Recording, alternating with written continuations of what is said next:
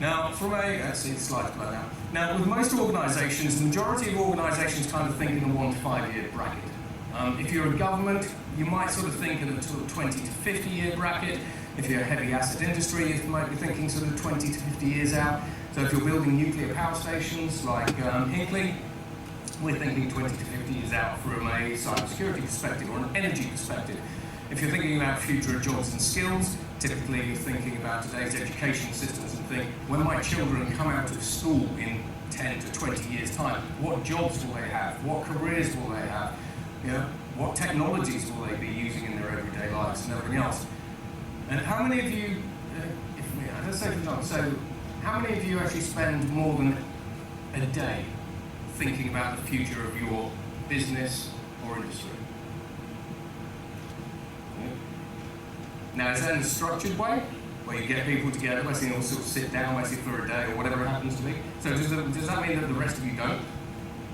Because bearing in mind, all this stuff is accelerating. If you aren't spending some quiet time thinking about the things that are coming down the line and what it means to your business, your industry, whatever it happens to be, then inevitably you're going to sort of be in the same bucket as a lot of other people. You're going to feel that the future is something that's done to you, not something that you're mastering, leading, or navigating. So we talked about those little emerging technologies there. So on that little chart, I had about, 10? I mentioned there were 400. These are the exponential technologies. There are 25 general purpose technologies. If you think about the power of artificial intelligence, AI, basically is a general purpose technology because you can use it across every industry. You can innovate on top of it, and it's improving and evolving very rapidly. There are 25 of those. Everything from gene editing, which, for example, if you're thinking about how you're going to power electric vehicles in the future, gene editing is a good one. And I'll come to that in a little bit. So what we have here is, on this starburst, you've got over 170 emerging technologies. Each one of these dots is the maturity date, and every single one of these individual emerging technologies has got an addressable market opportunity of about $500 billion. Every single one can either change everything about an individual industry or everything, every corner of society, business, and culture. So I'll give you an example. If you have a look at 3D bioprinting, if you have a heart attack in 10 to 20 years' time, you go to the hospital. You don't need to wait for someone else to die because we 3D print you a new heart. But already, the NHS, as well as other healthcare institutions, are already 3D printing bones, skin, cartilage, and everything else. So if you have a cancer operation with 3D printed bone, that goes in. So bioprinting fundamentally changes the organ donation program. 3D holographic printing. If you're Adidas or Nike, that eliminates your entire global supply chain. Because somebody goes into a store, they select the sneaker that they want, you 3D print it out in the back. But holographic printing is 1,000 times faster than 3D printing. 4D printing. 4D printing allows you to create self-assembling space stations, but also self-assembling robots, a whole bunch of other things. Bioreactors, I mean, if you have a look forward to, say, 2050, one of the things that every analyst says is that we're all going to be fighting over food, because there are going to be 11 billion people and not enough food. Bioreactors are already today letting us grow fillet steak, chicken, duck, beef, turkey, and everything else in a lab. So if you took a bioreactor into the middle of the desert, and we've done this over in Abu Dhabi, the Middle East, you no longer need to import food. Stick a vertical farm alongside that, you can have fillet steak on demand, and it's proper fillet steak, not fake, not corn, not plant-based, it's real, because it uses stem cells to do what it does. That one there, number 7, that cures global famine. And we're rolling these out. $300 million is just being spent by China on that technology, aside from anything else. When you start having a look at things like computing systems, we have biological computers that are being built over in China, photonic computers, quantum computers, blockchains. So we've got blockchain, but we've also got minorless blockchain. So one of the big problems with blockchain, for example, which if you're having a look at things like maintenance or repair operations or MRO, is that at the moment blockchain miners are using more electricity than Argentina. Minerless blockchains are blockchains that does everything a regular blockchain does without the miners. So that's nice. In addition to that, when we have a look at connectivity, we've got 5G coming along. If you're doing vehicle-to-vehicle, V2X, whatever it happens to be, 5G is a game changer because of very, very low latency. So 5G enables autonomous vehicles and so on and so forth. But in addition to that, if you sort of live in the countryside and you have kind of an issue there, we actually have space-based internet platforms. So SpaceX, Virgin, Qualcomm, and a variety of others are launching 4,200 satellites into space right now. They're going into low Earth orbit, and they will be able to beam LTE, 4G, full-on Wi-Fi, basically down to any single square point on Earth. In addition to sort of helping the transportation industry and letting us connect anything, everywhere, wherever it is, whether it's a bridge in the middle of Somerset, or whether it's a tribe in the middle of the Amazon rainforest, this also connects the other 3.5 billion people on the planet. And then you sort of go around. Artificial intelligence, when we have a look at AIs, we have creative machines that are now designing communities, cities, buildings, and all sorts of things. So over in the US, on the West Coast, if you want to design a community or you want to create the most optimal city, we've got AIs doing that already. And creative machines are getting better and better and better. Atomic knots, they're fun. You want to bomb-proof basically a piece of infrastructure. It's a polymer-based spray-on material. You spray it, it'll survive seafall. Pentagon used that one. And then robotics.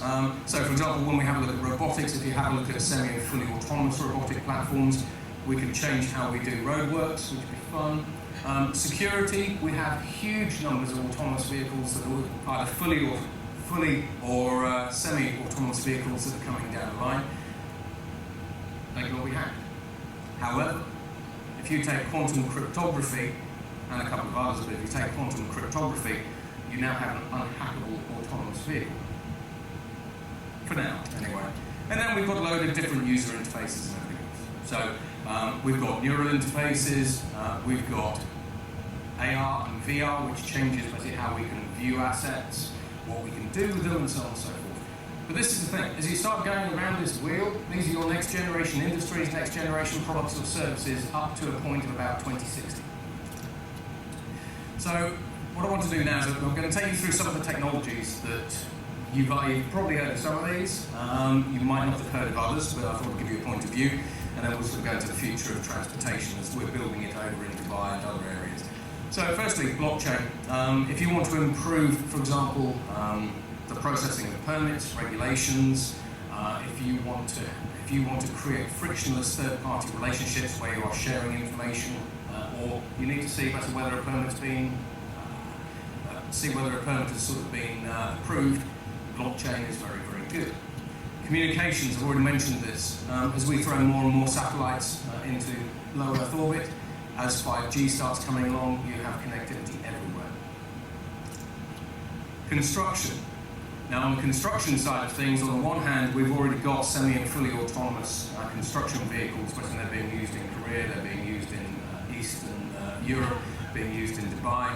In Dubai, again, we're starting to get to the point of fully autonomous construction sites.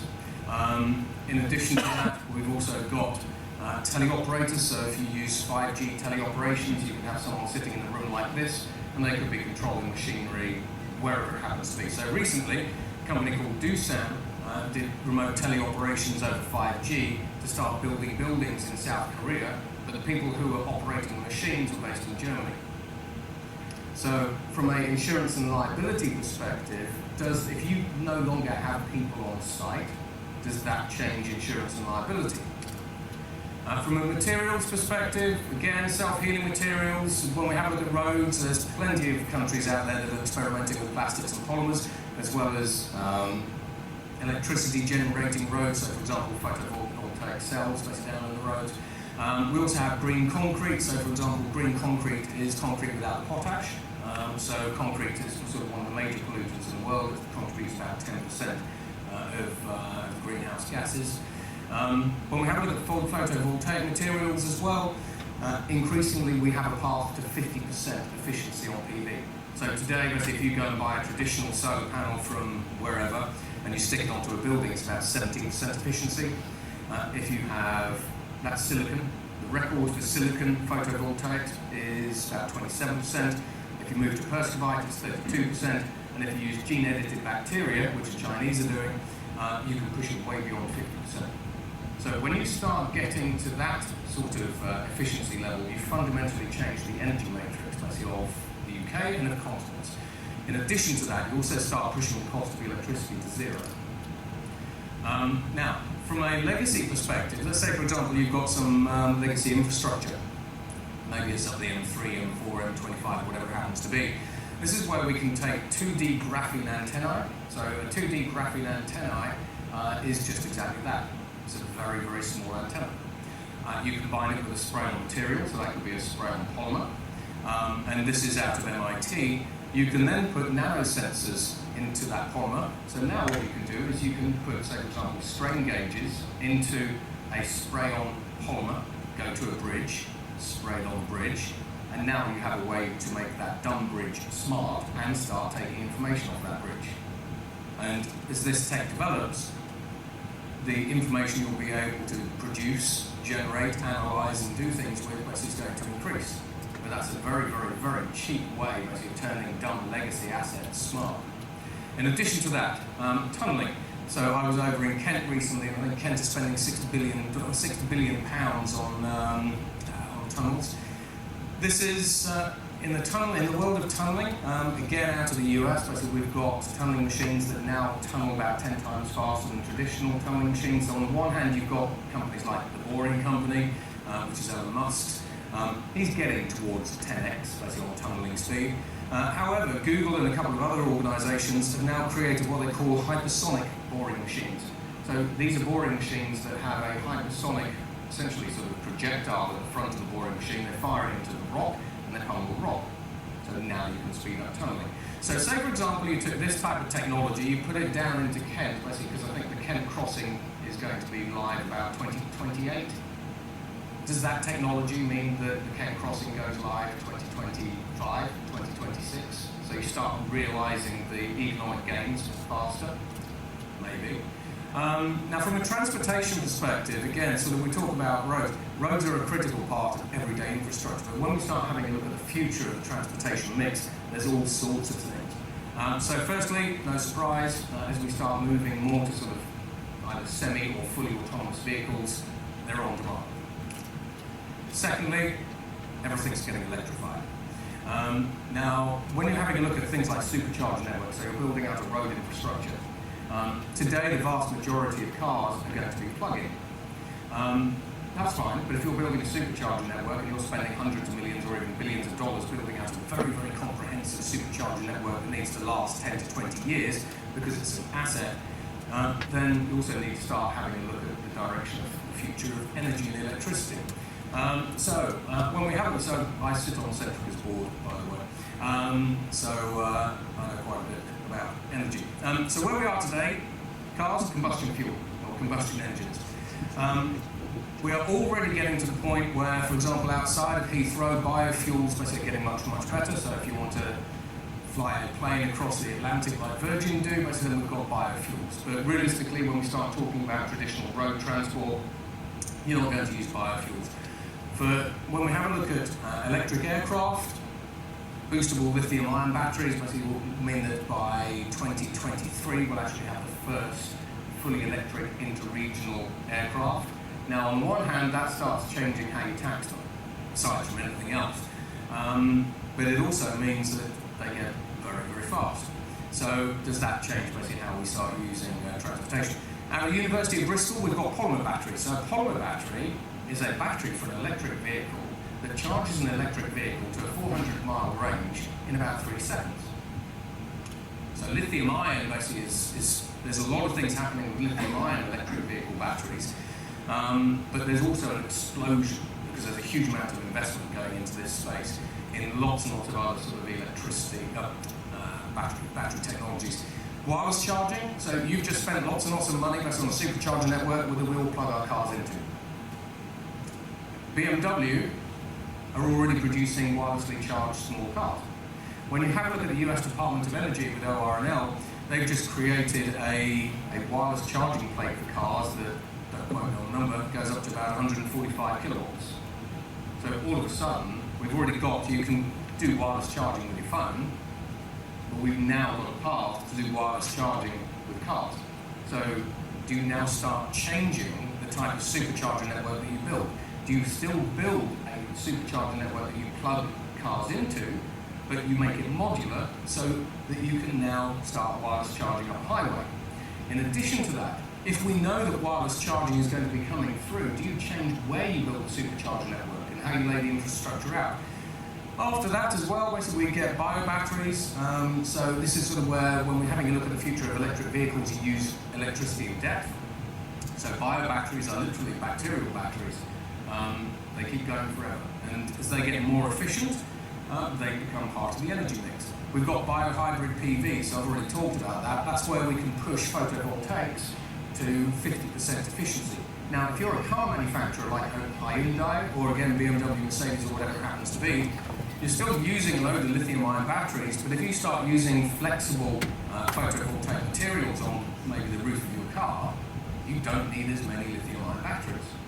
And as these things start getting more and more energy efficient, you need fewer and fewer lithium-ion batteries, and you also need a different type of charging system. Printed lithium-ion. If you use 3D printing, you can 3D print lithium-ion batteries that are 400% more battery, more energy density than today's traditional lithium-ion batteries. Which means if you're Tesla, we go from using a queen-sized mattress worth of lithium-ion batteries to using about 20%. And then we have all sorts. And then we have structural batteries. So this is where, starting 2030, you don't need batteries. And the reason why you don't need batteries, and the company that could be the first one to start to produce a production car that has no batteries, is Lamborghini. So again, they're working with MIT. A structured battery is a battery where the car itself is the battery. So you have, for example, carbon fiber that's embedded, in this case, with carbon nanotubes. You now have a car that has no lithium-ion battery, has no polymer battery, no solid-state battery, no hydrogen fuel cells or any of that kind of stuff. And if you slap some PV, if you slap some solar panels on top of it, the supercharger network that you've just spent a lot of money on is redundant. It's good, maybe. When we have a look at autonomous transportation, yeah, everything's going autonomous, whether it's a 500,000-ton cargo ship, whether it's aircraft, whether it's vans or drones or whatever it happens to be. However, have you considered this? If you take the brake pedals, or you take the pedals, take the dashboard, and you take the steering wheel out of the car, do you have a car or do you have a pod? Because you don't have a car, you have a pod. So we are already at the point where the car is dying. That is not lost on Audi, Toyota, BMW, and a couple of others. They are already starting to forecast the death of the car. Now, if you're building a road network, and we're seeing the death of the car because cars are fundamentally becoming pods where there's just a blank space inside them, like a lounge, and you can flip in different things, does that fundamentally change where you build the roads? How you build them, whatever it happens to be? Answer might be yes, answer might be no. But nevertheless, the death of the car starts changing a lot. Now, one of the things that it changes is this. If you just have an empty space within a vehicle, you can now start designing multi-purpose vehicles. So this is the Toyota e-Pallet. In the morning, it gets back to a depot, they just put in a load of seats, and it's a 10-seat minibus. If it goes on the school run, it puts in 4 seats. Once everyone's got to work, it can swap in something else, it can swap in an office. So table, chairs, TV, whatever it happens to be. And then once it's done there, you can turn it into a shop. It's an empty space. You can innovate the heck out of an empty space. But if this is now just a multi-use utilitarian vehicle that just occasionally pops back into Toyota's depot for a quick change, does that change how you design roads and layouts and all that sort of stuff as well? Does that change rush hour outside of anything else? Now, in addition to that, I wanted to start showing you some of the other things that I see around the world. What if we combine train technology with cars? Doesn't realise any sound. So, is there any sound? I felt choked, congested. I couldn't breathe. I was disconnected from myself and you, and I knew I could do better. Now I have. This is a Revo, a high-speed, super urban network, and it is fast. It gives us back time we had forgotten. Freedom to start the day in our own way and still get to work on time. A Revo moves people and things more miles in less time. We can explore again, freely. Life is easier. Even getting to the airport is... Oh, we're here. With a Revo, we can connect again. Or just play. No stress. All the way across town and beyond. With all that stuff, no problem. Getting where you want to go is fun. And it's connected to other ways of moving around. A new layer of transportation. And you'll always arrive home for the important moments. It feels great. This is the new me. The me I knew I could be. And this is the end of traffic. A Revo. So what they've done there is they've taken some of the innovations from Hyperloop, which is a Mach 700 or a Mach 1 train, combined it with a skate, put the skates basically into the middle of the highway, and those cars travel at 200 miles an hour. You can either do that with a tunnel as well, so Elon Musk is doing that with tunnels. However, gives you options.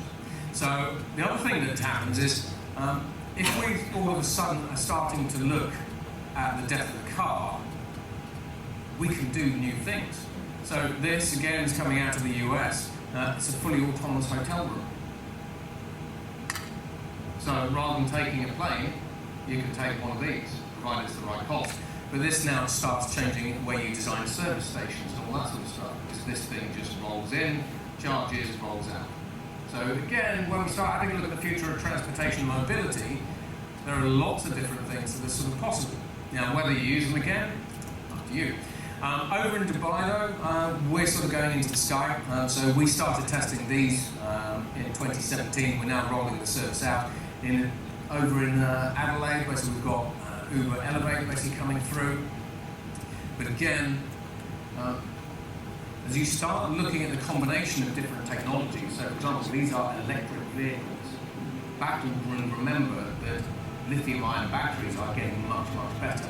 If you put a hydrogen cell into this, it's a 400-mile range. And there's a company called Sky that's done that.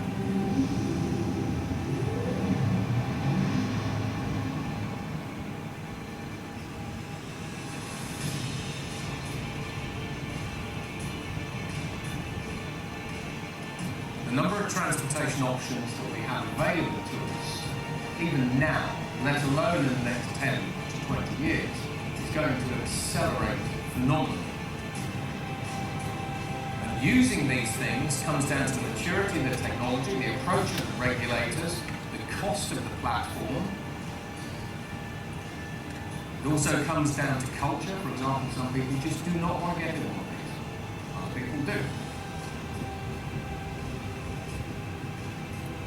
But you start 3D print. This is a £250,000 one, and this is actually a flying Mercedes. They bought the car. Airbus are building things, but even Aston Martin is sort of producing flying taxis now, or at least concepts of them. When you get to the point where you can 3D print these, bear in mind we're very close, you can take the cost of £250,000 flying taxi as a service, and you can drop it to about £20,000. You shove a load of batteries in there, then you need the infrastructure. If you have a look at Uber Elevate, so they've been running programs with Arab and all these other organisations to design flying taxi stations. In addition to that, when we start having a look at different visions across countries, we're spending £36 billion on HS2, which does 150 miles an hour. Over in Dubai, we just placed a $50 million contract for a train that does 700 miles an hour, basically with a pathway to 2,500 miles an hour. So these are the Hyperloop technologies.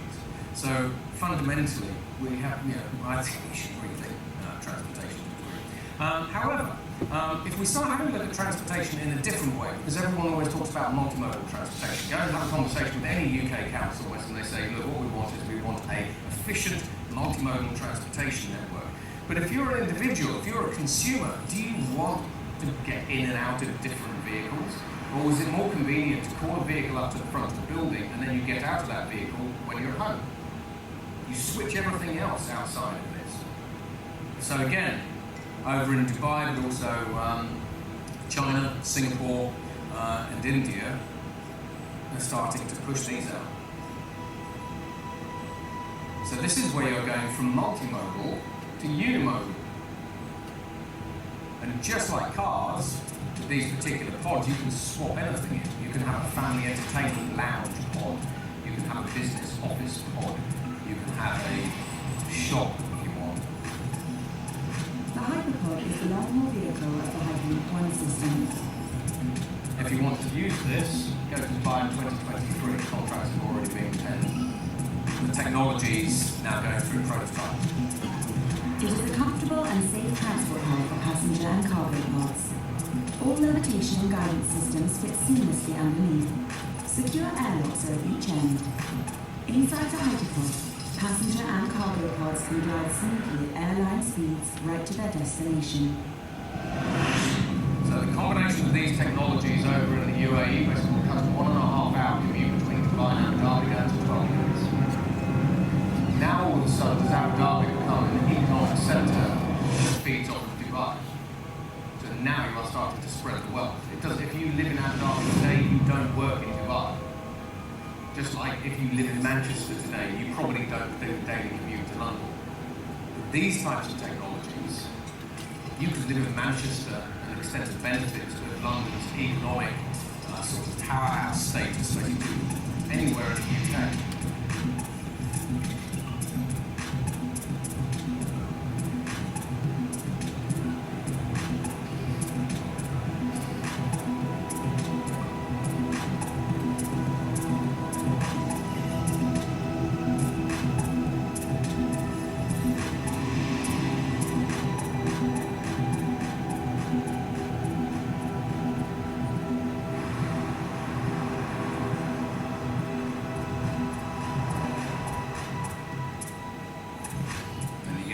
You get a unimodal, you haven't had to flip. However, what happens if you live in London and you want to work in Australia every day? This is 2023, 2024, and it's also gone through about 100 tests. The FAA have now approved this thing to take off. So this one's just a fun one.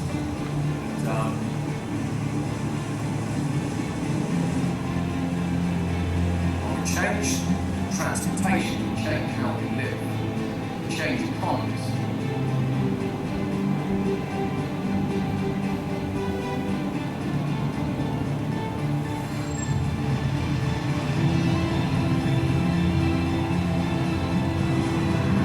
So that could be a barge in the Thames or a Mersey.